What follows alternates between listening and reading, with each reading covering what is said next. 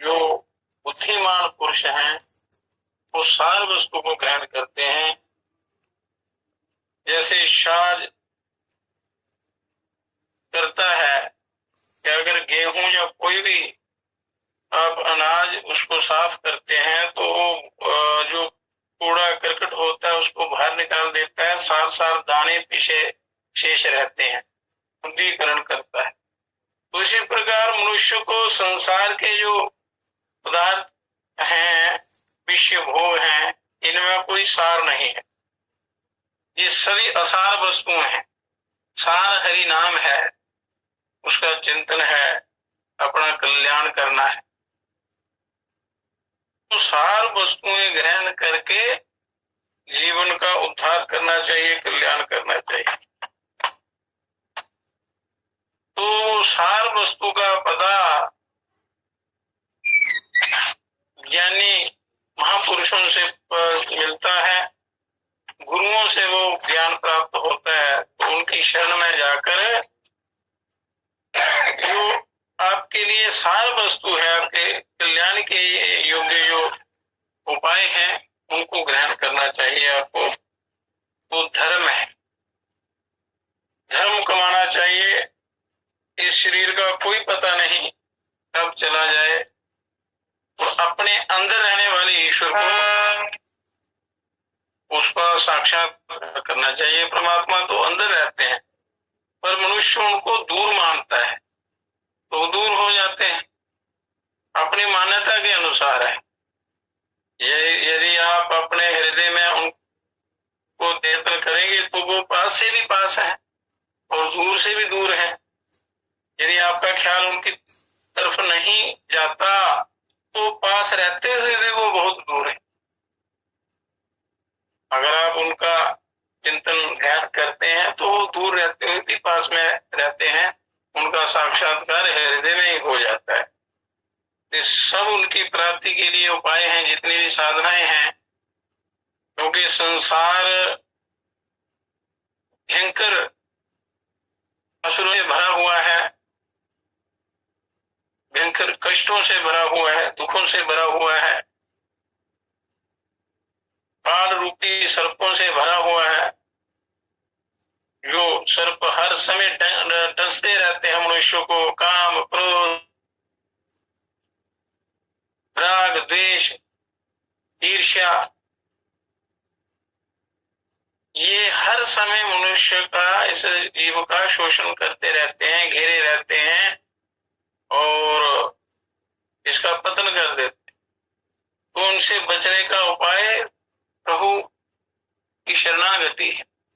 प्रभु की शरण में जाकर उनका आप चिंतन करें तो इन भयंकर काल रूपी सर्पों से आप बच सकते हैं। और बचने का उपाय भी इसी मनुष्य शरीर में हो सकता है और कहीं नहीं। तो आपके अंदर ईश्वर रहते हैं, परमात्मा। तो केवल आपने उनको पहचानना है, फिर आपको पता चल जाएगा शरीर और उस आत्मा का कि मेरे अंदर जो जीवात्मा है, ब्रह्म ईश्वर है, वो अलग करके हो जाते हैं, पता चल जाता है। स्वरूप का जब बोध हो जाता है तो शरीर से अलग उस होता है। पर वो साधना करने पर, साधना इसलिए आवश्यक होती है क्योंकि संसारिक विषयों का बड़ा गहरा प्रभाव पड़ता है, जल्दी पड़ता है मनुष्य पर। क्योंकि ये बाहरी जितने भी आडंबर हैं ये बड़ा जल्दी घेरते हैं। इनके साथ यदि आप मन लगाओगे तो ये अपना घर बना लेते हैं। तो इसलिए इनसे बचने का उपाय है नित्य अभ्यास, सत्संग, अच्छे लोगों का संग, और अपने ही ये शरीर हृदय रूपी जो मंदिर है, यहाँ परमात्मा रहते हैं, आपको इनसे पहचान करनी है।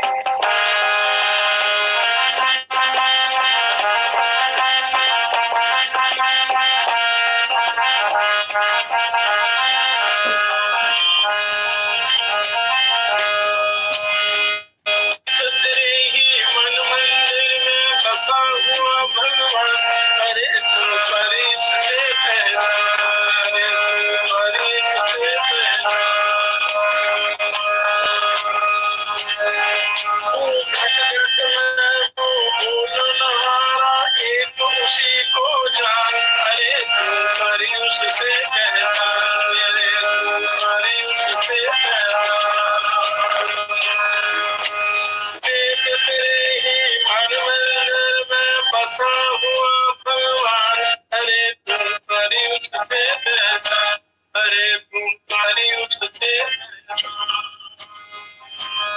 ये वेद, श्रुतियां, स्मृतियां, ग्रंथ, उपनिषद सब यही कहते हैं कि अपने अंदर रहने वाले ईश्वर की ध्यान कर। तो उसके लिए ये सारी युक्तियां बताई जाती हैं, जितने भी विधान है शास्त्रों में। संसार में फंसने के लिए है कि जो लोगों की इच्छाएं होती हैं, संसारिक भोगों की, स्वर्ग तक जिनकी इच्छाएं होती हैं, तो उसके भी बड़े विधान हैं। पर आपने सार सार वस्तु को ग्रहण करना है जिससे आपको सदा के लिए परम सुख की प्राप्ति हो। तो वो ईश्वर आपके अंदर बाहर सब जगह विराजमान है, सर्वत्र व्याप्त है। पर आपको उनका साक्षात करना है तो आपको अपने हृदय में ही उनका साक्षात करना है, कहीं ढूंढने नहीं जाना है, अपने अंदर खोजना है।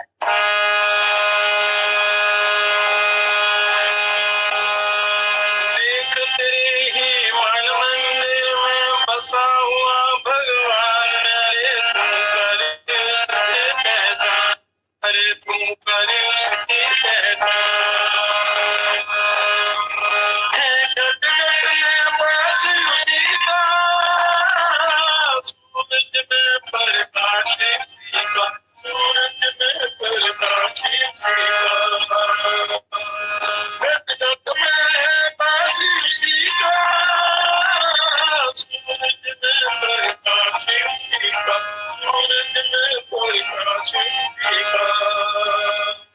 सबके सिर पर हाथ उसी का,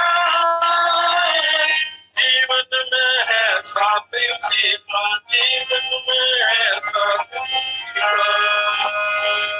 फूलों से क्यों भटकता है डगर मगर नादान, अरे तुम करे उससे पहचान, अरे तुम करे उससे पहचान। देख तेरे ही मन मंदिर में बसा हुआ भगवान, अरे तुम करे उससे पहचान, करे उससे पहचान।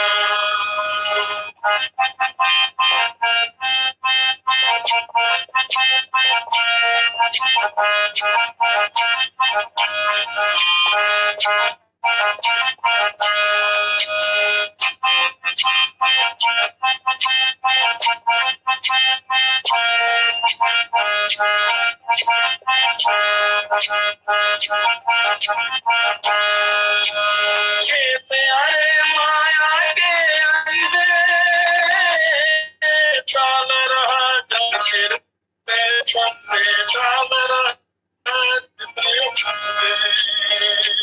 जे प्यारे माया के अंधे डाल रहा जब सिर पे छंदे। हर चरण में आया बनने, बजते जग के झूठे धंधे, बजते जग के झूठे धंधे। हो जाएगी राम नाम से सब मुश्किल आसान, अरे तुम करे उससे पहचान, अरे तुम करे उससे पहचान।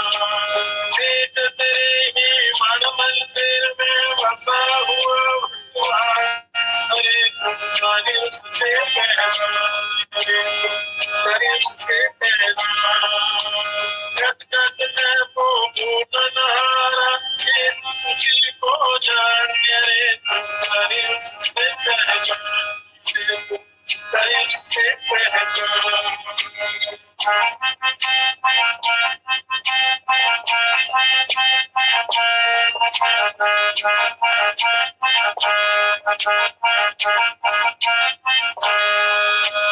अब तो जन्म निकाले, मानव जीवन सफल बना ले, मानव जीवन सफल बना ले। अब तो जन्म निकाले,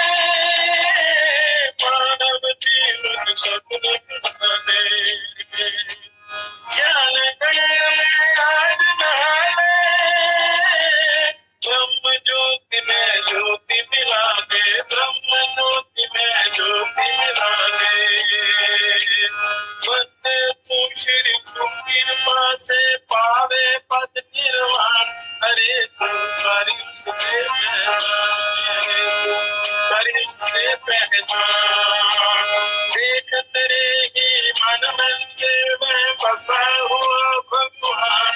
अरे तुम्हारी उससे पहचान, अरे तुम्हारी उससे पहचान, जग जग में वो बोलना एक खुशी को जान।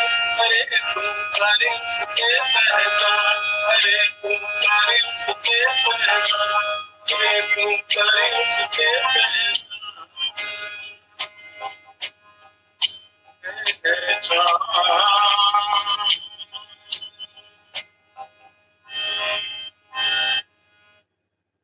तो अपने अंदर रहने वाले उस परिपूर्ण ब्रह्म परमात्मा का साक्षात्कार करना है, आपने उसको जानने का प्रयास करना है।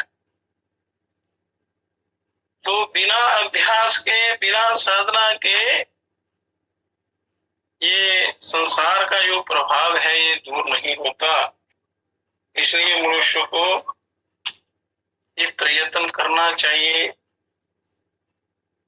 अपने उद्धार का। जो आप श्वास लेते हैं 24 घंटे में, तो उसी ब्रह्म का ही ये गुणगान हो रहा है, ईश्वर का ही चिंतन हो रहा है, और केवल आपने ध्यान देना है उस तरफ। और धर्म के जो स्तंभ हैं उनका यथावत पालन, अपने सामर्थ्य के अनुसार उनका पालन करते हुए आपने उस ब्रह्म विद्या का ज्ञान प्राप्त करना है, उसका अभ्यास करना है। तो धर्म के 3 स्तंभ क्या हैं? त्रयो धर्म स्कंदा यज्ञो अध्ययनं दानमिति, प्रथम स्तपा एवं द्वितीयो ब्रह्मचर्य आचार्य कुलवासी, तृतीयो अत्यंतात्मान आचार्य कुले अवसाद्यन् सर्वा एते पुण्यलोका भवन्ति ब्रह्मंसागुंस्थो अमृतत्वेति।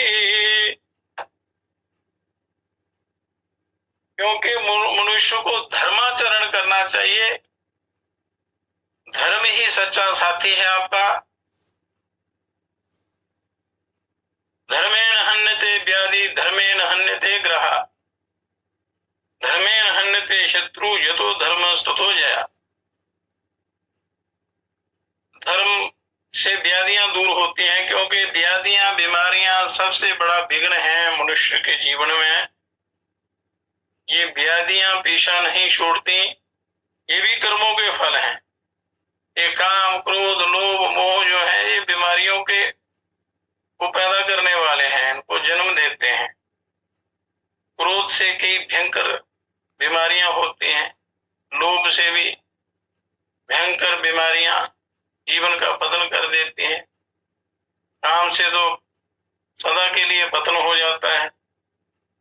काम, क्रोध, लोभ, वो ये नरक के बड़े 3 दरवाजे हैं। तो जो धर्माचरण करते हैं, धर्म के अनुसार अपना जीवन चलाते हैं, तो उनका जीवन सफल हो जाता है, उनको ब्रह्म ज्ञान की प्राप्ति होती। धर्म के 3 स्कंद क्या हैं? आधार स्तंभ जो हैं उनका वर्णन करते हैं। धर्म के 3 स्कंद हैं यज्ञ, अध्ययन और दान। ये धर्म के 3 स्कंद हैं। इनका पालन करने से व्याधियां दूर होती हैं, ग्रहों के दोष दूर होते हैं, और जो शत्रु हैं जैसे काम, क्रोध, लोभ, मोह रूपी शत्रु, या संसार में जो व्यक्ति शत्रु हैं, इनका भी दमन होता है। यहाँ धर्म होता है वहीं कल्याण होता है, और उसकी विजय होती है धर्म की। तो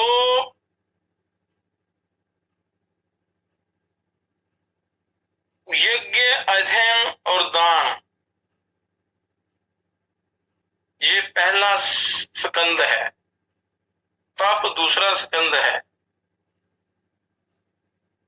आचार्य कुल में साधनारत ब्रह्मचारी आचार्य कुल में अपने शरीर के तितिक्षा द्वारा क्षीण कर देता है, शरीर को शुद्ध कर देता है, पवित्र कर देता है।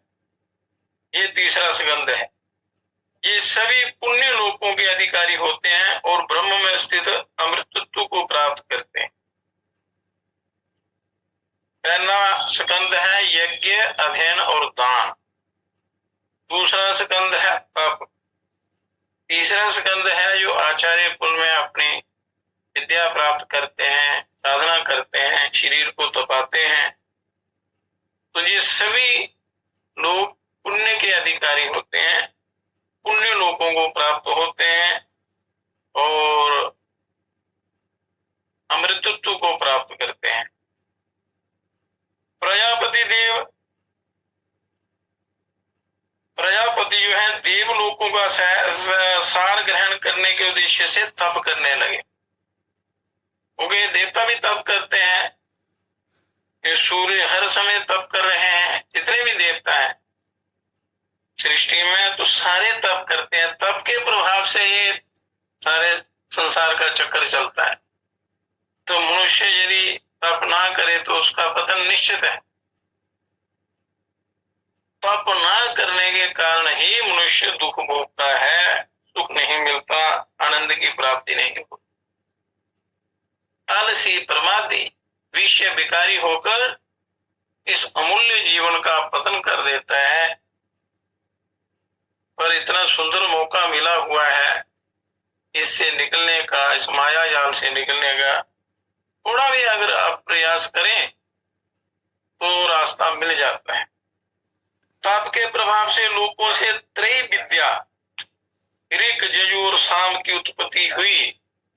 ये त्रय विद्या वेदों में संकलित है। ऋग्वेद, यजुर्वेद, सामवेद, इसमें बड़ा ज्ञान विज्ञान भरा हुआ है इन लोगों के कल्याण के लिए। पुनः तप के प्रभाव से उस त्रय विद्या से भू, भुआ और सुवा ये अक्षर अवतरित हुए, प्रस्रवित हुए, प्रकट हुए। तान्यभ्ये तत्ते अभ्यो अभितत्तेभ्यः ओमकाराः संप्रासर्व तद यथा शंकणा सर्वाणि वर्णानि संतृणान् ओमकारेण सर्वाभाग संतृणो ओमकार एव वेदम सर्व ओमकार एव वेदम सर्वम। पुनः तप के प्रभाव से उन्होंने तीनों अक्षरों का सार ओमकार प्राप्त किया। सार ओम प्रकट किया मनुष्यों के कल्याण के लिए। तो बड़ा बनाया साधन है, उस पर चलना ही मनुष्य का काम है। अगर उस पर भी ना चले तो कल्याण नहीं होता। जिस प्रकार शंकुओं द्वारा सभी पत्ते व्याप्त रहते हैं, मतलब नसों द्वारा वृक्ष के सभी पत्ते व्याप्त रहते हैं, उसी प्रकार ओंकार द्वारा संपूर्ण वाणियां व्याप्त हैं। संपूर्ण शब्द, संपूर्ण वाणियां, संपूर्ण गायन जो भी है ये ओंकार द्वारा ही व्याप्त है। और ओंकार ही ये संपूर्ण जगत है और ओम ही ये संपूर्ण आकाश है। और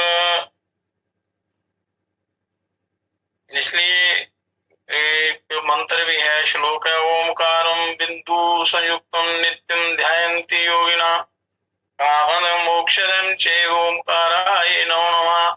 हर प्रकार की कामना और मोक्ष ओमकार के द्वारा सब सिद्ध हो जाती हैं। आत्मानंद की प्राप्ति होती है, परम पद की प्राप्ति हो जाती है। जो हर समय आप श्वास लेते हैं ये ओमकार का जाप हो रहा है। जो आप श्वास लेते हैं, जब श्वास अंदर लेते हैं हम, बाहर निकालते हैं सा, ये फिर अंदर लेते हैं सो, बाहर निकालते हैं तो हम, इस ये हंसा सोहम का जो जाप हो रहा है, इसी से तीसरा ये शब्द ओमकार का सृजन होता है। इनके उल्टे सीधे जाप से अनुलोम विलोम, आरोहो अवरोहो, कि इस विधि से आप जो जाप करते हैं तो हंसा सोहम से ही ओम का नाद जो है वो प्रकट होते हैं, इसी में एक दूसरे में ये प्रतिष्ठित हैं।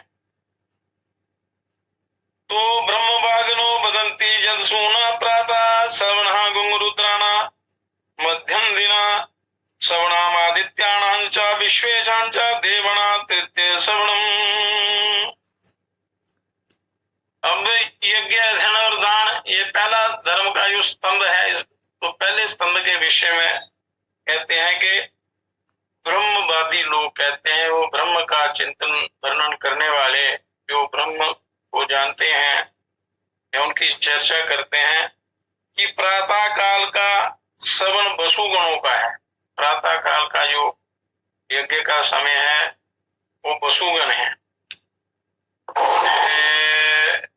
जो कहते हैं 33 करोड़ देवता है, पर 33 कोटि के देवता है, 33 प्रकार के देवता है। तो उनके आगे फिर कई प्रकार की शाखाएं होती हैं, और मुख्य जो है, जो आधार जो है वो 33 देवता हैं।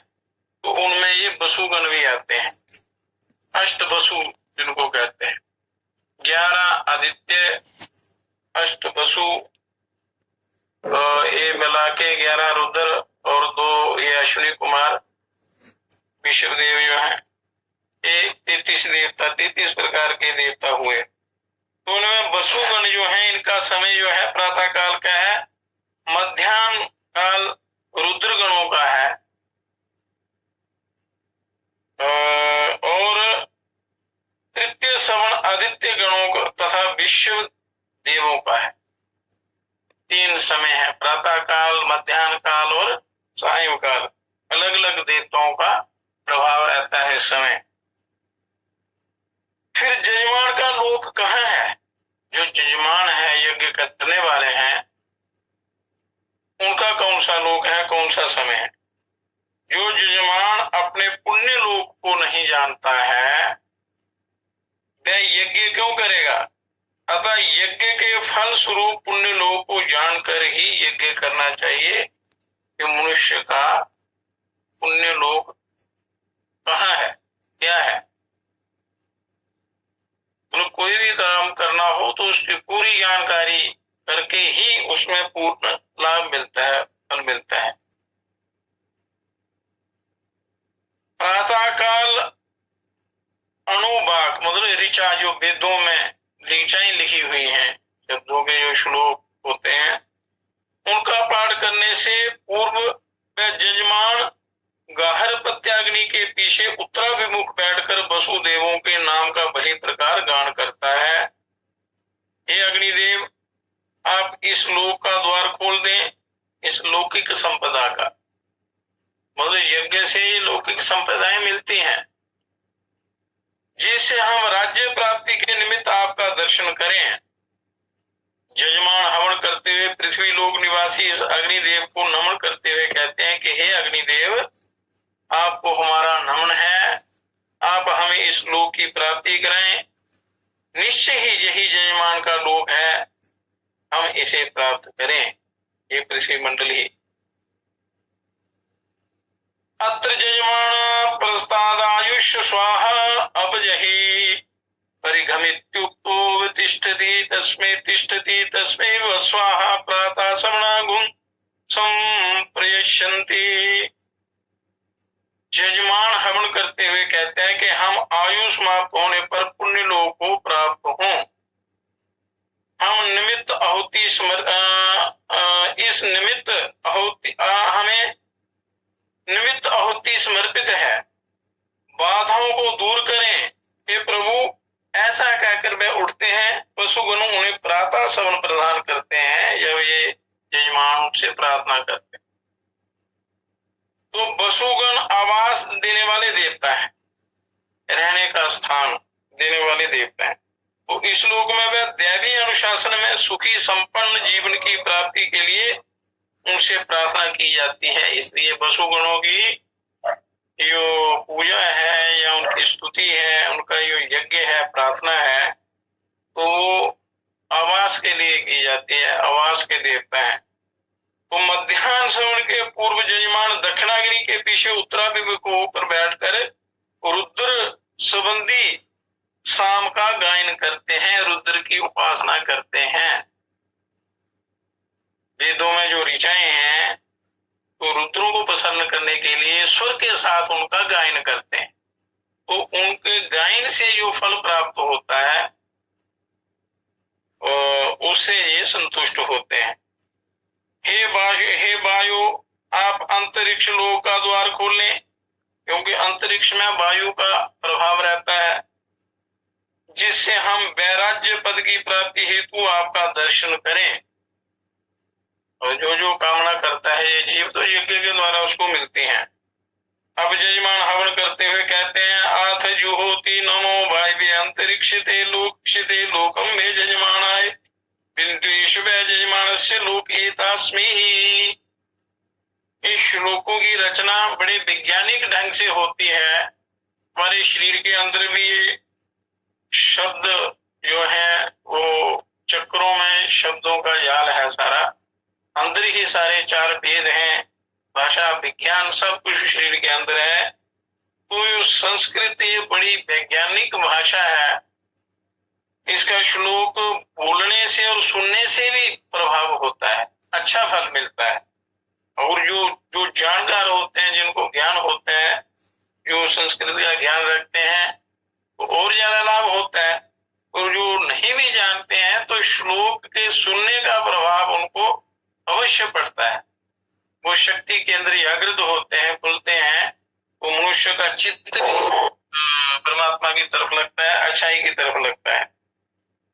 अब यजमान हवन करते हुए कहते हैं कि अंतरिक्ष लोक के निवासी हे वायुदेव, आपको नमस्कार है, हमें अंतरिक्ष लोक प्राप्त कराएं, यानी अंतरिक्ष की जो विभूतियां हैं उनको प्राप्त कराएं। ये निश्चय ही यजमान का लोक है, इसे हम प्राप्त करें। यहाँ भी यजमान का लोक है, अंतरिक्ष में भी यजमान का लोक है।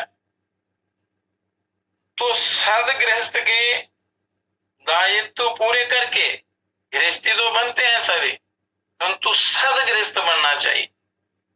तो साध गृहस्थ के जो दायित्व हैं, जो उसकी जिम्मेवारियां हैं, जो उसके कर्तव्य हैं, उनको पूरा करके जीवन के दूसरे सवन में साधक को वानप्रस्थ जीवन जीना चाहिए।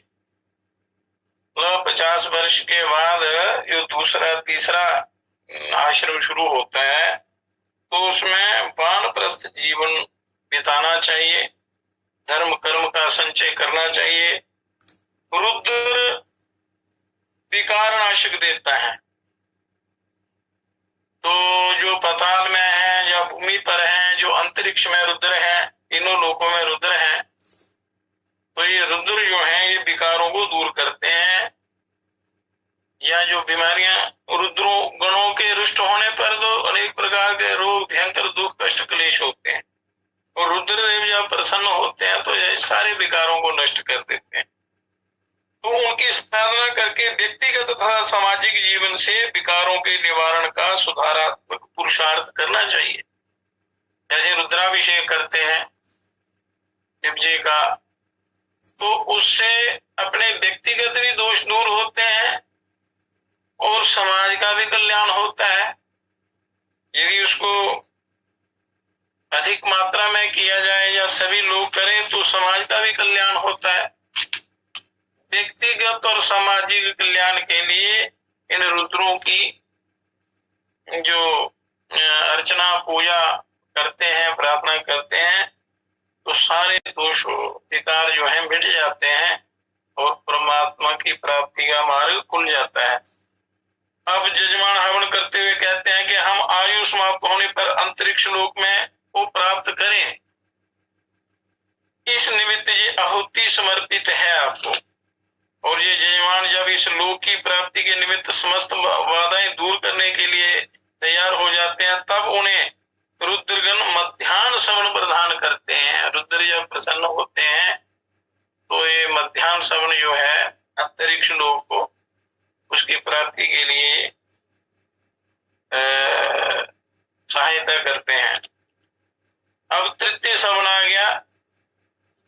तृतीय सवन के पूर्व यजमान आहवनीय अग्नि के पीछे उत्तराभिमुख हो बैठकर विश्व देवा संबंधी साम का गायन करते हैं, वेदों का पाठ करते हैं और ऋचाओं का जो पाठ करते हैं उनकी प्राप्ति के लिए। तो कहते हैं लोका द्वारमंबापा पूर्णम पश्येम त्वाभयाम स्वारा स्वारा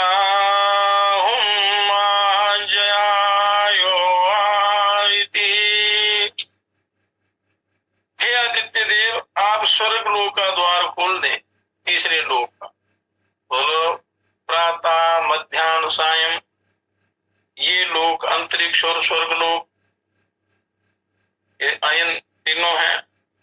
तो आदित्य देव आप स्वर्ग लोक का द्वार खोल दें जिससे हम स्वराज्य प्राप्ति के निमित्त आपका दर्शन प्राप्त करें। तो आदित्यम अथ वैश्व देवम लो द्वारम अवापामः पूर्णम पश्येम त्वया वयं सामना हुम आजयायो इति। ये आदित्य संबंधी साम है, उनका गायन है, उनकी प्रार्थना है।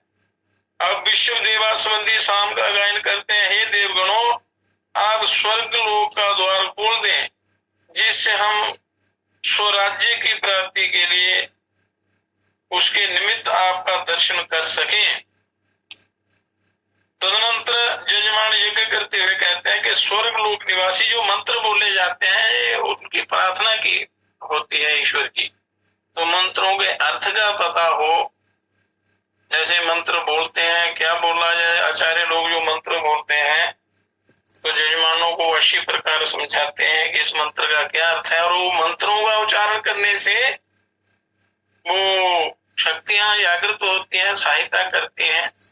इनका बड़ा वैज्ञानिक प्रभाव होता है, जिससे इन मंत्रों से ईश्वर की प्राप्ति हो जाती है।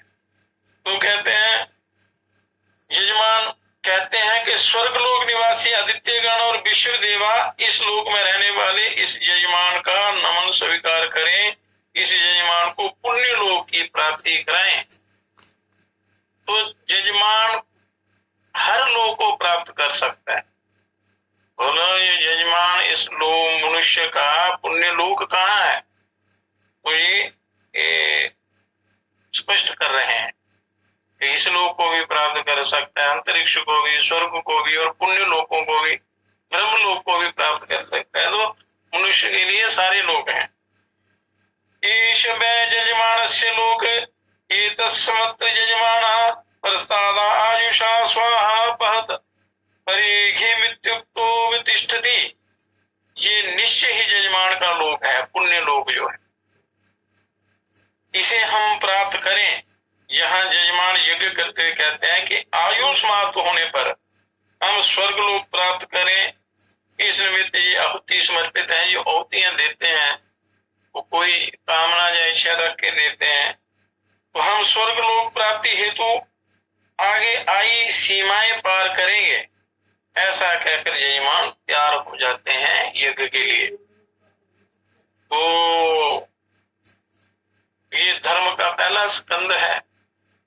तो यज्ञों से देवता भी पुष्ट होते हैं, मनुष्य का अंतःकरण भी पवित्र होता है, विश्व विकारों से मनुष्य बचता है, बड़े अनिष्टों से मनुष्य बच जाता है और सही पथ पर चलता है।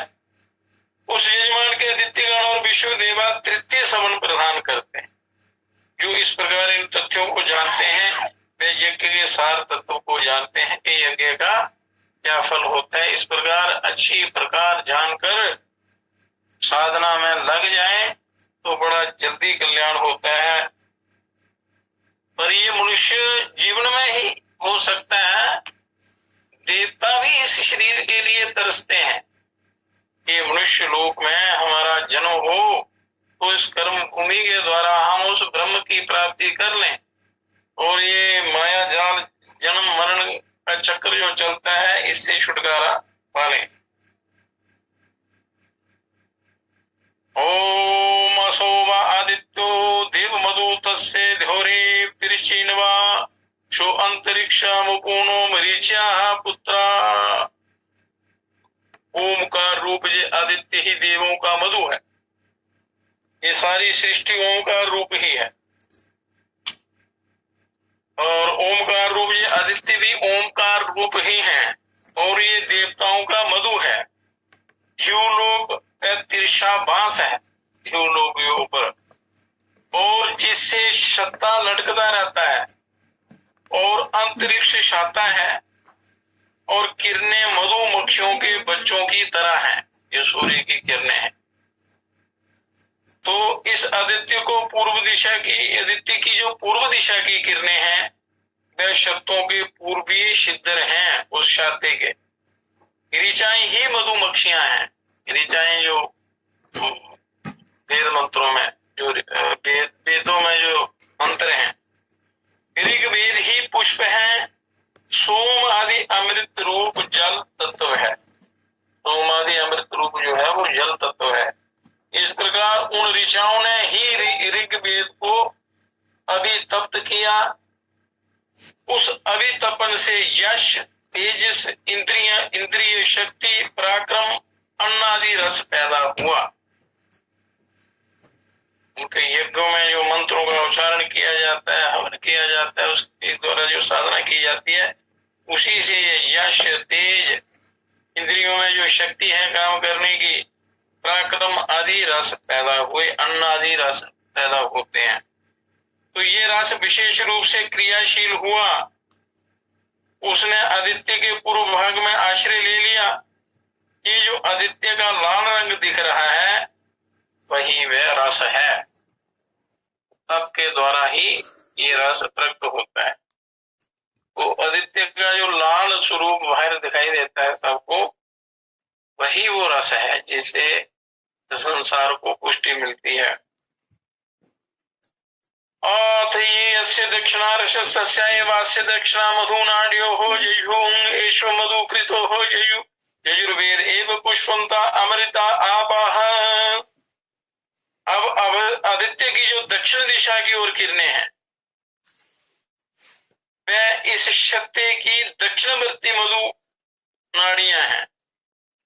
यजुर्वेद की कंडिकाएं ही मधुमक्खियां हैं, और यजुर्वेद ही पुष्प है, और सोमादि अमृत ही जल है। यजुर्वेद की कंडिकाओं ने यजुर्वेद को अभितप्त किया। उस अभितपन से यश, तेज, इंद्रिय शक्ति, पराक्रम और अन्नादि रस पैदा हो। तो सूर्य इसमें कारण है, प्रत्यक्ष देवता है। वह रस विशेष रूप से क्रियाशील हुआ और उसने आदित्य के दक्षिण भाग का आश्रय लिया। ये जो आदित्य का श्वेत रूप दृष्टि गोचर हो रहा है वह वही है। इस रहस्य को अच्छी प्रकार समझना है। ये बड़ी ज्ञान विज्ञान युक्त गहरी बातें हैं। इनको बार बार सुनने से इनका अनुभव होता है, ज्ञान होता है। इसी प्रकार अथ ये अस्य प्रत्यंचो रश्मयस्तदा एवास्य प्रतीचो मधुनाड्याः सामान्य वेदा मधुकृता सामवेदा एवं पुष्पता अमृता आपा। अब जो आदित्य के पश्चिम शोर की किरणें हैं वह ही पश्चिम ओर की मधु नाड़ियां हैं। साम मंत्र ही मधुमक्खियों के रूप हैं, और साम वेद ही पुष्प है, और सोमादि रूप अमृत जल है। ये तीनों वेदों में ऋग्वेद, यजुर्वेद, सामवेद, इनमें सारा ज्ञान विज्ञान भरा है, सारी विद्याएं हैं। इनके अनुसार साधना करने से समस्त लोगों की प्राप्ति होती है। समस्त साधनों की, समस्त वैभव, सुख आदि ये मिलते हैं। और इन्हीं को यदि आध्यात्मिकता से वो किया जाए ब्रह्म की प्राप्ति से, तो ये ब्रह्म प्राप्ति में सहायता करते हैं। उन साम मंत्रों ने सामवेद को अभितप्त किया। उस अभितपन से यश, तेज, इंद्रियों में शक्ति वगैरह तीनों वेदों से हुई, पराक्रम हुआ, अन्नादि रस पैदा हुए, जिससे ये सारा सृष्टि चक्र चलता है। वह रस विशेष रूप से क्रियाशील हुआ और आदित्य के पश्चिम भाग में आश्रित हुआ। ये जो आदित्य का कृष्ण रूप है वह वही है।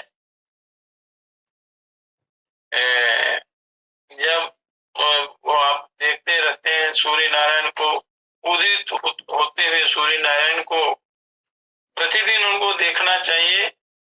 उसमें जो घनश्याम रूप है वो ये वही उनका सार है, वो ईश्वर की आत्मा है। वही तेज, वही नीला प्रकाश आपके अंदर है, हृदय रूपी गुफा में। तो ध्यान करने से उसका अनुभव होता है, उसका साक्षात्कार होता है।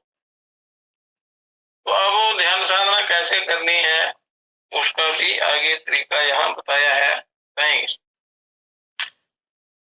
इस आदित्य की जो उत्तरी भाग की किरणें हैं वह ही इसकी उत्तर दिशा की मधु नाड़ियां हैं और अथर्व मंत्र ही मधुमक्खियां हैं। मतलब सूर्य के चारों तरफ चारों वेदों का वहां संबंध है और उसी से ये सारा सृष्टि संसार चक्र चलता है। मधुमक्खियां हैं, इतिहास पुराण ही पुष्प हैं और सोमादि रूप अमृत ही जल है। इस अथर्व मंत्रों उन अथर्व मंत्रों ने पुराण आदि को अभितप्त किया, इतिहास पुराण आदि समस्त ग्रंथों को अभितप्त किया। उससे जो अभितपन से, उसके अभितपन से यश और तेज, इंद्रियों की शक्ति, पराक्रम और अन्नादि रस प्रकट हुए। और जब ये रस क्रियाशील हुआ तो और आदित्य के उत्तर भाग में आश्रित हुआ। और ये जो आदित्य का अत्यंत कृष्ण रूप है वही अथर्व वेद है। इस आदित्य की जो ऊपर की ओर किरणें हैं, ऊपर की ओर, यही ऊपर की मधुमक्खियां हैं। गुह्य मतलब अदृश्य आदेश ही मधुकर है, ब्रह्म ही पुष्प है, सोमादि रूप ही अमृत जल है। अब तो ते बा एते गुह्य आदेशा एतद् ब्रह्माभ्यतप्तां तस्याभितप्तस्य जसस्तेज इंद्रिय वीर्यमन्नाध्यंगुंगरसो जायत। उन गुह्य आदेशों ने ही ब्रह्म को अभितप्त किया और उस अभितपन से यश, तेजस, इंद्रियों की शक्ति, पराक्रम और अन्नादि रस पैदा हुए।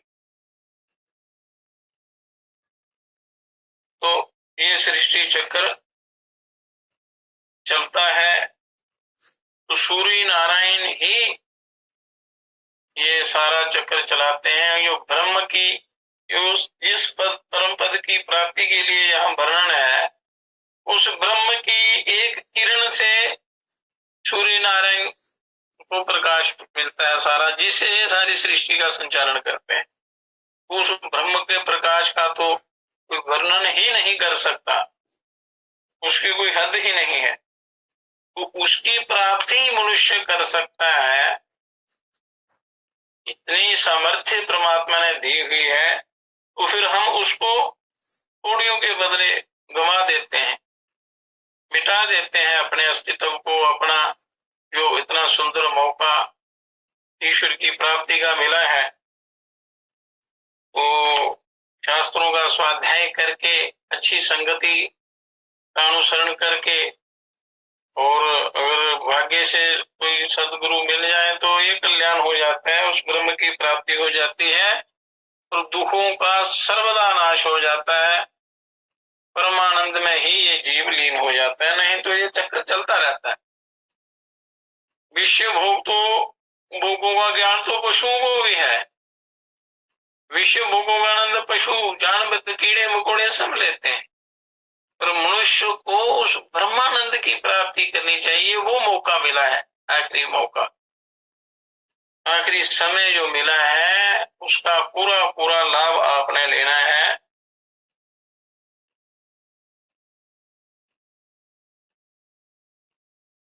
उसके लिए अपना प्रयत्न करना है, अभ्यास करना है।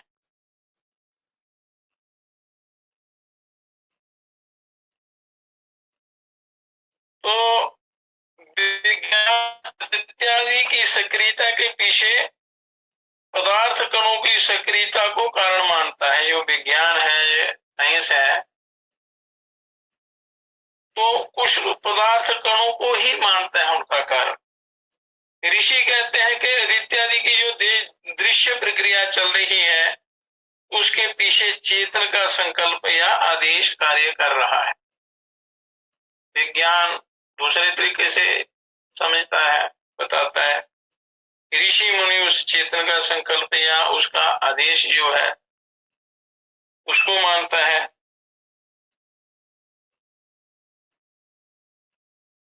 कंप्यूटर सारे काम करता है,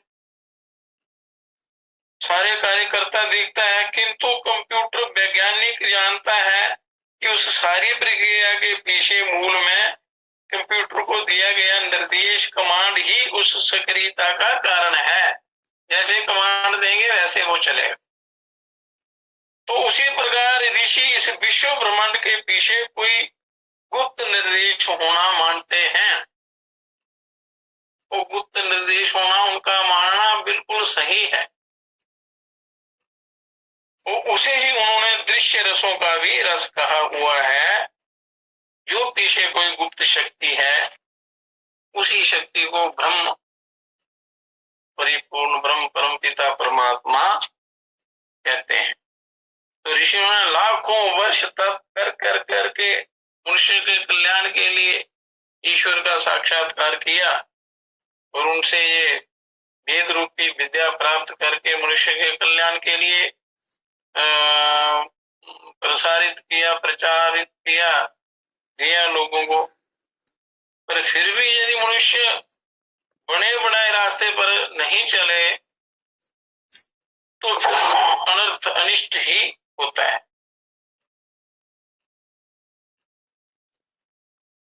अब ब्रह्म के तपन से जो रस पैदा हुआ वह रस विशेष रूप से क्रियाशील हुआ और आदित्य के ऊर्ध्व भाग में, उपले भाग में आश्रित हुआ। आदित्य के मध्य भाग में जो उद्वेलित होता है वह संचरित हो रहा है, वह वही है, वही तेज है। वह श्वेत, कृष्ण, रोहित आदि रूप ही रसों के रस हैं, वेद ही रस है और वह उनके भी रस हैं। वे ही अमृतों के अमृत हैं, वेद ही अमृत है और वह उनके भी अमृत है। परिपूर्ण ब्रह्म, परम पिता परमात्मा।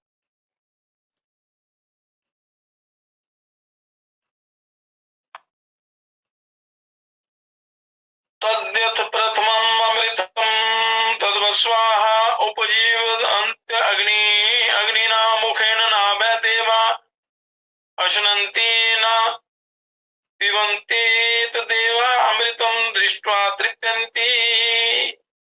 इनमें जो प्रथम अमृत है रोहित वर्ण का, वसुगण अग्निदेव के मुख से संयुक्त होकर उसमें जीवन धारण करते हैं। देवगण ना तो खाते हैं ना पीते हैं, वे केवल इस अमृत को देखकर ही तृप्ति को प्राप्त होते हैं। देवतागण अमृत को देखते ही तृप्त हो जाते हैं, उनको भूख प्यास इत्यादि ये धुंध नहीं सताते। वे वसुगण इस रूप से ही विश्रांति पाते हैं और उसी से उत्साहित भी होते हैं, उस अमृत से, उसके दर्शन मात्र से। जो इस प्रकार इस अमृत रूप को जानता है वह वसुगणों में ही कोई एक होता है और वह अग्नि के साथ संयुक्त होकर इस अमृत रूप को देखकर ही तृप्त हो जाता है। इसी रूप से वह ध्यानस्थ होता है, अक्रिय होता है। ध्यानस्थ मतलब अक्रिय, सारी निष्क्रिय हो जाना, शून्य में चले जाना, और इसी से उत्साहित भी होता है। अब ऋषि कहते हैं कि वसुओं के द्वारा प्रवाहित अमृत तत्व को साधकों में स्थित वसु ही जान पाते हैं। जो अष्ट वसु हैं जिनका वर्णन ये वेदों में है, या जो सृष्टि का ये वसु संचालन करते हैं, आगे के खंड, आगे के मंत्रों में इसी प्रकार रुद्र आदि के बारे में कहा गया है। उपनिषदों का ये मत है, उपनिषदों का ये बड़ा सही सच्चा ज्ञान है, सही मार्गदर्शन है, पर इसमें मन लगना बड़े भाग्य की बात है। ये बड़ा गहरा ज्ञान है, इसको बार बार सुनना चाहिए। सुनने से भी आधे से ज्यादा काम हो जाता है, आधे से ज्यादा साधना हो जाती है। और फिर थोड़ा बहुत अगर आप यदि प्रयास करें तो भी कल्याण हो जाता है। होना तो इस जन्म में चाहिए, पर यदि ना हो तो अगले जन्म में, उससे अगले जन्म में अगर रास्ता मिल गया तो मंजिल आपको प्राप्त हो ही जाएगी।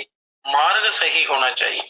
अगर गलत मार्ग पकड़ लिया तो फिर आपने गंतव्य स्थान पर मनुष्य नहीं पहुंच सकता, वो दिशा ही गलत है।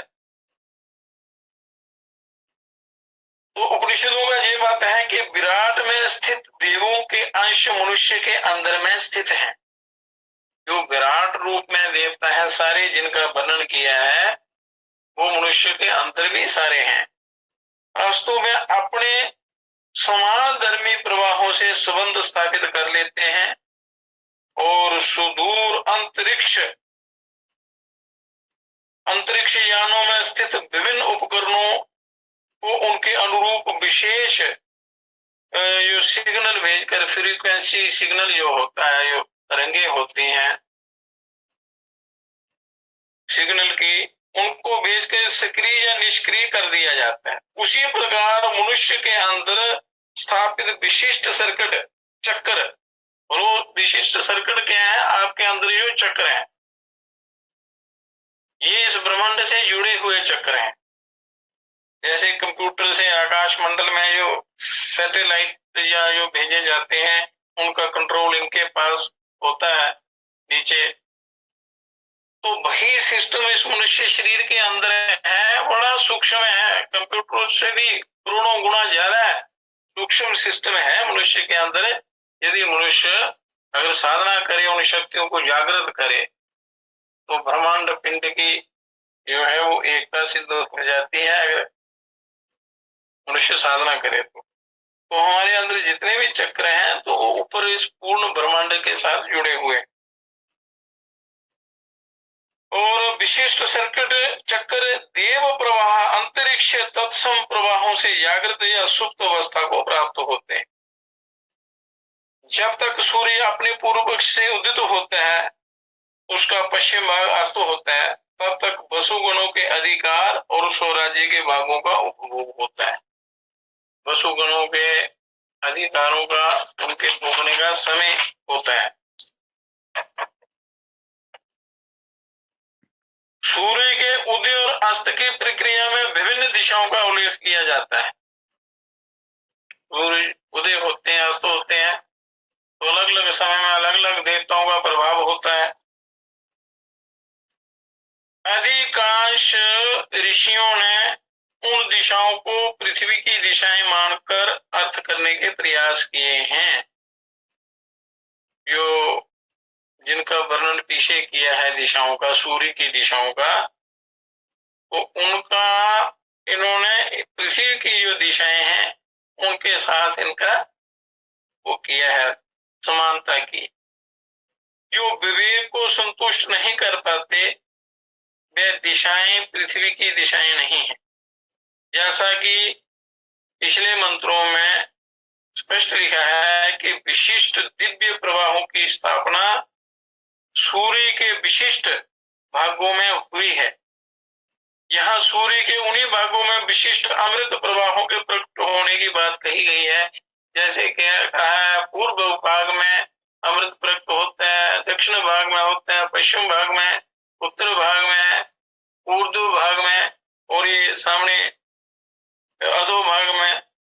तो आदित्य के पूर्व से उदय का भाव ये लिया जाना चाहिए कि जब आदित्य का पूर्व वाला भाग दृश्य होता है और पश्चिम वाला भाग अदृश्य होता है, अस्त होता है, उस समय तक वसुगणों का तथा उनसे संबंध अमृत प्रभा का प्रभाव वातावरण में साधक पर पड़ता है। ये समय है कि प्रातः से सायं तक जब सूर्योदय होते हैं, आगे के खंडों, आगे के मंत्रों में भी इसी प्रकार सूर्य के अन्य दक्षिण पश्चिम आदि भागों के उदय अस्त का भाव लिया जाना समझना चाहिए, ताकि इन सभी देवताओं का अलग अलग समय में अलग अलग प्रभाव होता है। को पर्याय से एकादशी है आज, तो एकादशी के ऊपर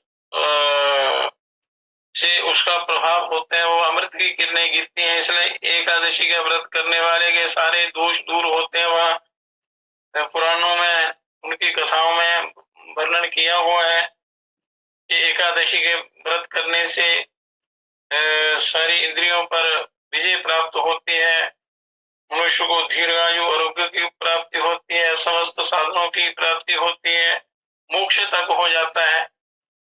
तो हर दिन का, हर बार का, हर दिन आकाश मंडल से इस मनुष्य जीवन पर उसका प्रभाव पड़ता है। पूर्णमासी का, पूर्णिमा का, बड़ा चंद्रमा का प्रभाव रहता है उस दिन, तो उसमें चंद्र की अमृत किरणें जो हैं, जो व्रत या उपवास करते हैं उनको ज्यादा लाभ होता है। तो इस प्रकार ये बड़ा ज्ञान है, ज्ञान विज्ञान युक्त ये संसार हर प्रकार की सुविधाओं से भरा हुआ है, पर मनुष्य यदि इनका ज्ञान प्राप्त ना करे, साधना ना करे, तो कुछ भी नहीं मिलता, तो ऐसे ही जीवन रुला देता है जीव। अब कहते हैं अथ यद्दित्य अमृतम तद्रूप उपजीवन्तीन्द्रेण मुखेन न वै देवा आश्रन्ति न पिबन्ति देवा अमृतम दृष्ट्वा तृप्यन्ति देवा अश्नन्ति न।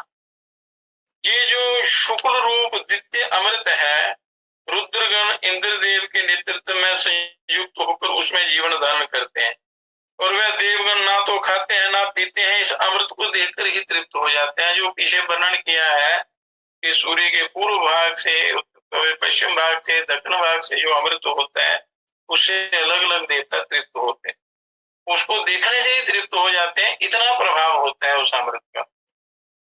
वे इस रूप को देखकर ही ध्यानस्थ हो जाते हैं, उस अमृत को देखकर ही, उस प्रभु के उस रूप को देख के ही उनका ध्यान लग जाता है, और इसी को देखकर उत्साहित भी होते हैं और संसार का कल्याण करते हैं। जो साधक इस प्रकार अमृत को जानता है, वह रुद्रगणों में से कोई एक होकर इंद्रदेव के नेतृत्व में इस अमृत को देखकर तृप्त हो जाता है, तो वह इस रूप को देखकर ही अक्रिय हो जाता है, इसी को देखकर उत्साहित भी होता है।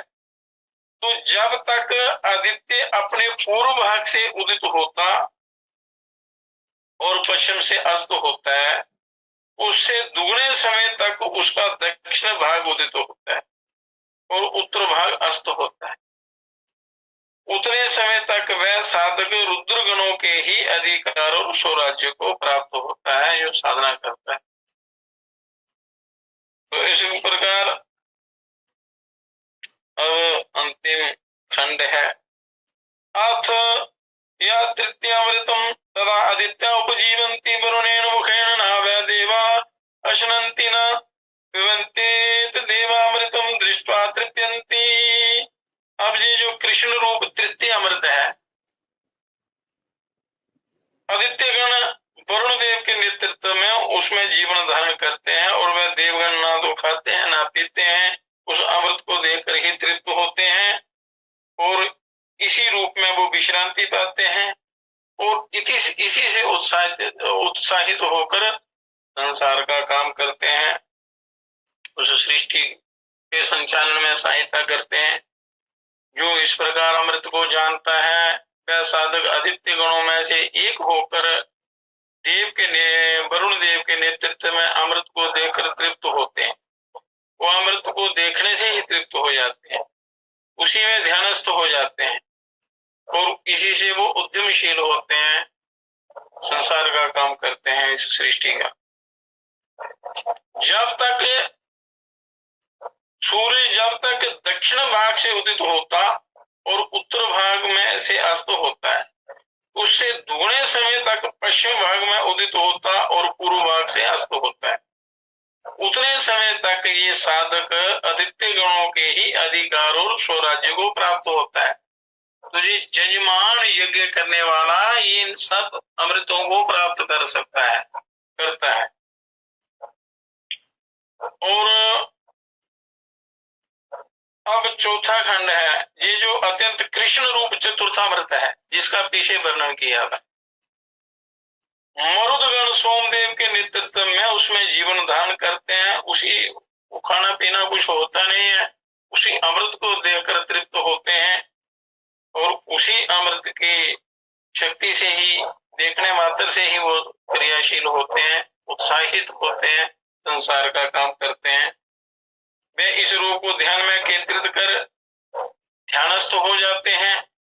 इतना दिव्य वो उस अमृत का स्वरूप होता है कि देखने से ही ये सारे तृप्त हो जाते हैं। और जो इस प्रकार इस अमृत को जानता है, वह मर्द गणों में से कोई एक होकर सोमदेव के नेतृत्व में इस अमृत को देखकर तृप्त हो जाता है और सारे संसार का काम करता है।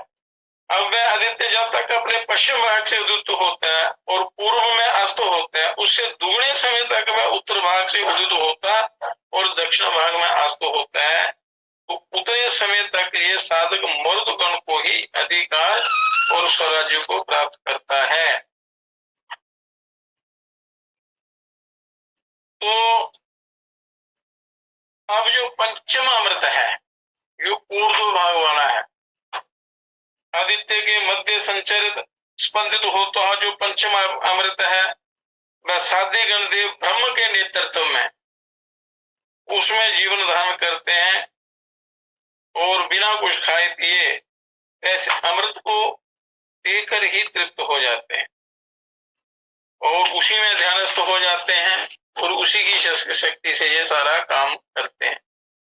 तो जो जजमान या साधक इस अमृत को जानता है या उसको प्राप्त करने की विधि को जानता है, वह साध्य गणों में से एक होकर देव ब्रह्मा के नेतृत्व में इस अमृत को देखकर तृप्त हो जाता है और वह इस रूप को ध्यान में केंद्रित कर अक्रिय हो जाता है, शून्य में चला जाता है, उस आत्मानंद में चला जाता है और इसी से वह सक्रिय भी होता है। तो ये आदित्य गण जब तक उत्तर भाग से उदित होकर दक्षिण में अस्त होता है, उससे दुगने समय में वो अपने ऊर्ध्व भाग से उदित होता है और नीचे अधो भाग से अस्त होता है।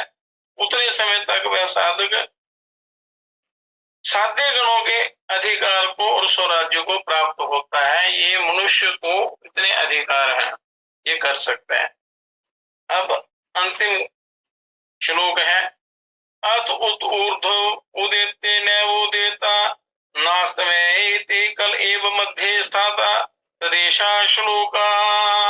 इसके बाद उस उच्च स्थिति में वह आदित्य या ज्ञान ना तो उदित होता है ना अस्त होता है, बल्कि वह अकेला ही मध्य में स्थित रहता है। उस विषय में ये श्लोक है। ना वह तत्र ना निमलोचा नोध्याये कदाचना देवास्ते नाहंगुंग सत्यमा विरादिशी ब्रह्मणेति। ये सुनिश्चित है कि उस ब्राह्मी स्थिति में सूर्य ना कभी अस्त होता है ना उदित होता है। ये देवगण, हम इस सत्य के द्वारा उस ब्रह्म के विपरीत ना हो, सृष्टि व्यवस्था के विपरीत ना हो। इस प्रकार यो साधक ब्रह्मोपनिषद, ब्रह्म के निकटवर्ती ज्ञान, ब्रह्मोपनिषद, उपनिषद जो है ये बिल्कुल ब्रह्म के समीप का ज्ञान है, ब्रह्म का निकटवर्ती ज्ञान है, वो जानता है। उसके लिए सूर्य या ब्रह्म ना तो उदित होता है ना अस्त होता है, वह सर्वदा दिन में ही रहता है, मतलब प्रकाश में ही रहता है। प्रकाश ही उस ब्रह्म के प्रकाश में, वो मनुष्य उस ब्रह्म के प्रकाश को प्राप्त कर सकता है, उस ईश्वर को प्राप्त कर सकता है। वह ब्रह्म ज्ञान ब्रह्मा जी ने प्रजापति से जो जिस ब्रह्म की ये चर्चा हुई है, ये ज्ञान ब्रह्मा जी ने प्रजापति से कहा, प्रजापति ने मनु से कहा, मनु ने प्रजा के लिए अभिव्यक्त किया। उद्दालक ऋषि को उनके पिता ने अपने ज्येष्ठ पुत्र होने के कारण इस ब्रह्म ज्ञान का उपदेश दिया था, और इस ब्रह्म ज्ञान का उपदेश पिता अपने ज्येष्ठ पुत्र को अथवा आचार्य अपने सुयोगी शिष्य को करे। ये शास्त्रों की आज्ञा है कि ये ब्रह्म ज्ञान जो है पिता अपने ज्येष्ठ पुत्र को, जो ज्ञानी हो, पिता की आज्ञा का पालन करता हो, उसको अथवा आचार्य अपने सुयोगी शिष्य को करे। तो ये ब्रह्म ज्ञान का जो दान है, प्रचार है, जो प्रकाश है, ये सुयोग्य को ही पात्र को ही देना चाहिए, ताकि वो उसका निरादर ना करे। पात्र जो है वो निरादर नहीं करता है, वो उसका सदुपयोग करके सबका कल्याण करता है। आचार्य अन्य किसी से इसका उपदेश ना करे, जो इसका उपहास करें या इसको उनको धारण ना करें, ये हर किसी को देने योग्य नहीं है। जो पात्र हो, पात्र को ही ये दिया जाता है, भले ही उन्हें समुद्र से परिवेष्टित धन से परिपूर्ण सुपूर्ण पृथ्वी ही प्राप्त क्यों ना हो जाए, क्योंकि ये ब्रह्म ज्ञान उस धन ऐश्वर्य से अधिक बढ़कर है। ये ब्रह्म ज्ञान जो है, ये सृष्टि में जितने भी ऐश्वर्य हैं, जितने भी धन हैं, जितने भी भोग हैं, ये उनसे सर्वोपरि है। और इसका ब्रह्म ज्ञान का एक पल का अनुभव भी सृष्टि के अरबों वर्ष के भोगों की बराबरी नहीं कर सकता। इसलिए ब्रह्म ज्ञान की प्राप्ति बहुत ही आवश्यक है। अब जो ये श्वास आप लेते हैं, ब्रह्म की प्राप्ति का, ईश्वर प्राप्ति का एक बड़ा सरल तरीका है ध्यान लगाने का। तो अभी समय भी हो गया है, तो ये तो कल बताएंगे ये तरीका। ये वो ईश्वर की प्राप्ति है, ये जो आप श्वास लेते हैं, इन्हीं श्वासों की एक प्रक्रिया है, साधना है। तो उस साधना को आपने कैसे करना है, तो जितना भी ये कथा का वर्णन किया है, आप इसी की साधना के द्वारा वो बड़ा जल्दी आप प्राप्त कर सकते हैं। ये इस साधना की जो विधि है, ये कल विशेष रूप से बताएंगे। तो अब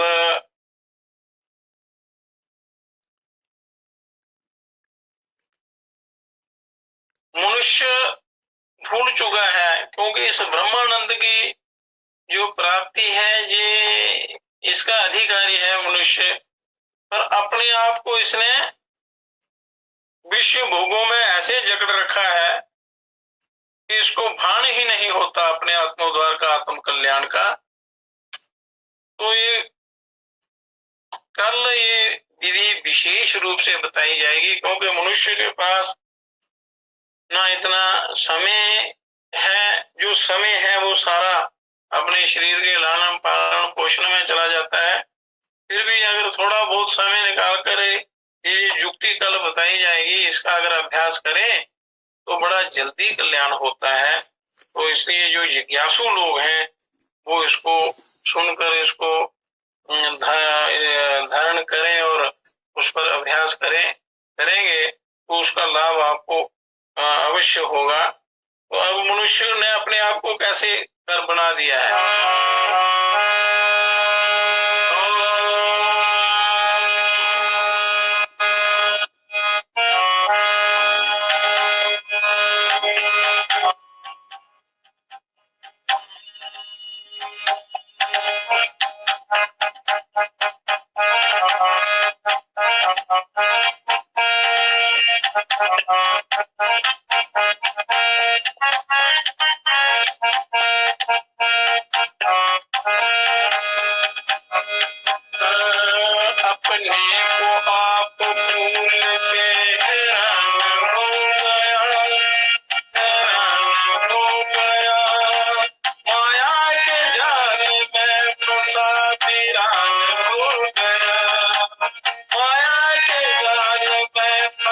वीरान हो गया, अपने को आप भूल के हैरान हो गया, हैरान हो गया, माया के जाल में फंसा वीरान हो गया, माया के जाल में फंसा वीरान हो गया।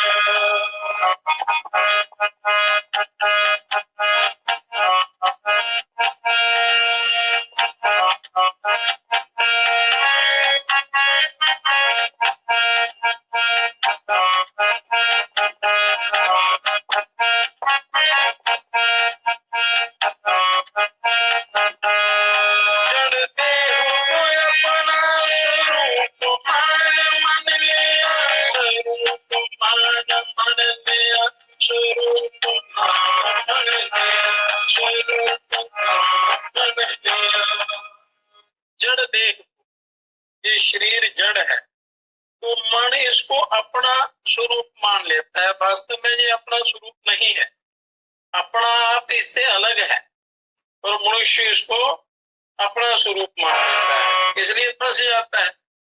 मतलब इसको गलत दिशा में ले लेता है, इसी को असली स्वरूप मान लेता है, पर इसका अपना आप कुछ और ही है। जड़ देह को अपना स्वरूप मान लिया, दिन रात खान पान काम काज दिन रात खान पान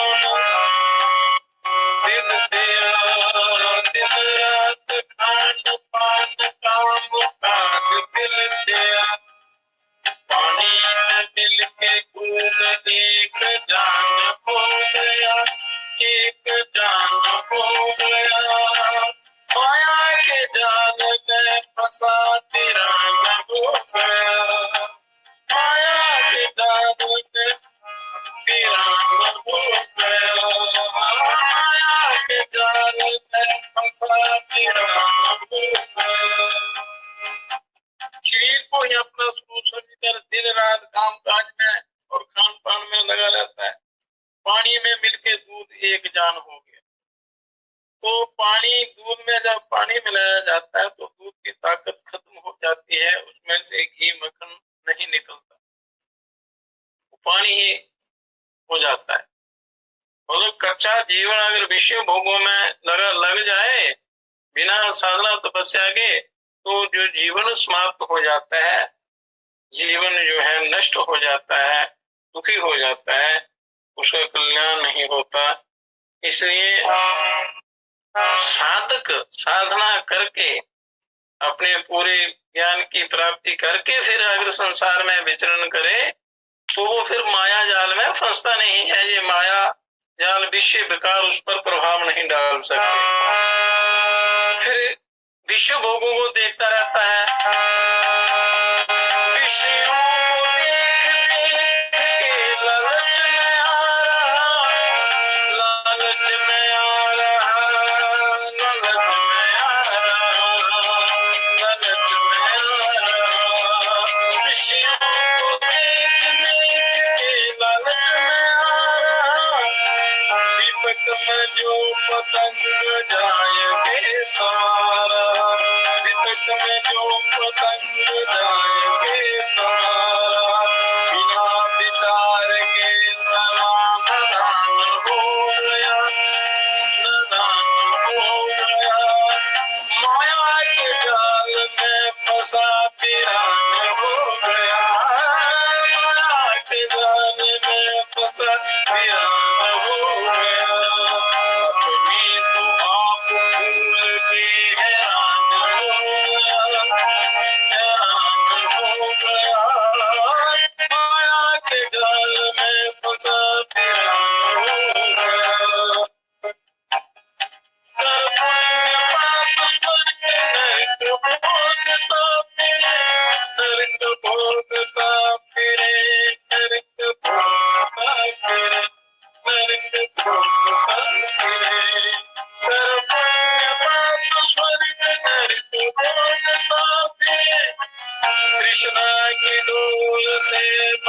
सदा जन्म धरे, कृष्णा की डोर से धरा सदा जन्म धरे, कृष्णा की डोर से सदा सदा जन्म धरे, पीकर के भूख की सुराभिमान हो गया, पीकर के भूख की सुराभिमान हो गया, माया के जाल में फंसा वीरान हो गया, माया के जाल में फंसा वीरान हो गया, अपने को आप भूल के हैरान हो गया, हैरान हो गया, माया के जाल में फंसा वीरान हो गया,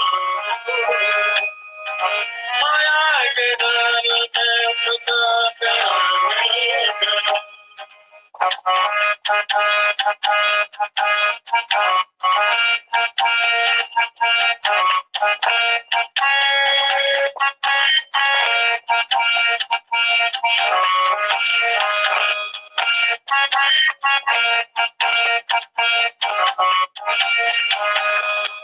बदन में अपने आप रूप को निहार ले, रूप को निहार ले, रूप को निहार ले, रूप को निहार ले, बदन में अपने आप रूप को निहार ले, ब्रह्मानंद खिले पूछ जगी ज्ञान हो गया, ब्रह्मानंद खिले पूछ जगी ज्ञान हो गया, माया के जाल में फंसा वीरान हो गया, माया के जाल में फंसा वीरान हो गया, अपने को आप भूल के हैरान हो गया, हैरान हो गया, माया के जाल में फंसा वीरान हो गया, माया के जाल में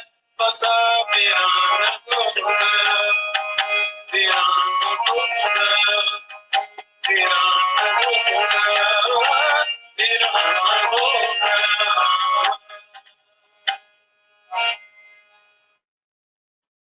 तो ज्ञान के बिना कल्याण नहीं होता, जब ज्ञान होता है तो अपने स्वरूप को वो प्राप्त कर लेता है, ज्ञान के बिना मोक्ष नहीं, इसलिए ज्ञान की प्राप्ति का यत्न करना चाहिए, प्रयत्न करना चाहिए, अभ्यास करना चाहिए, उसके लिए उपाय करने चाहिए। मनुष्य अपने आप को भूल जाता है, इस शरीर को ही अपना मानना शुरू कर देता है, इसलिए माया जाल में फंस जाता है, और जब ज्ञान हो जाता है तो वो भ्रम मिट जाता है और देह और आत्मा का भेद जो है वो स्पष्ट हो जाता है कि मेरा अपना क्या है। तो इसलिए इसकी जानकारी करनी चाहिए। तो कल का जो सत्संग होगा वो अपने स्वरूप को आपने कैसे जानना है, बड़ा जल्दी शीघ्राति शीघ्र जो जिज्ञासु लोग हैं तो ऐसा अभ्यास, युक्ति और कुछ क्रियाएं ऐसी बताई जाएंगी। तो कल का सत्संग विशेष होगा, इसलिए कल समय पर सभी लोग तैयार हो जाएं। अब यही सत्संग समाप्त करते हैं।